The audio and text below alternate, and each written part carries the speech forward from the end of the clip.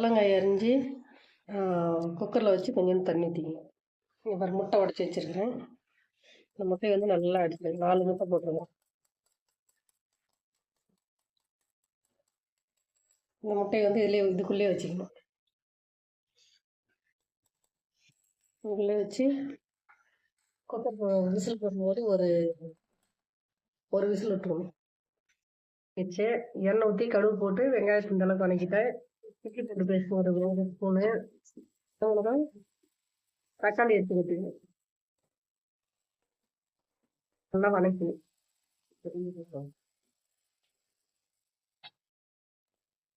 தக்காளி வணங்கினதும் மிளகாத்தூள், கறி மசால் பொடி, மஞ்சள் தூள் ஒன்று குக்கரில் வச்சது. குக்கரில் காய் முட்டை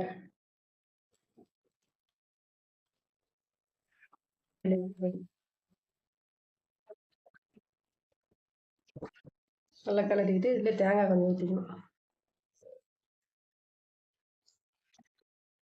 ரெடி ஆயிடுச்சு. ரெடி ஆனதும் முட்டை ஆல்ரெடி வேக வச்சிருக்கிற முட்டை எடுத்து இங்கே வச்சுக்கணும். தேவைக்கு உப்பு போட்டுக்கணும்.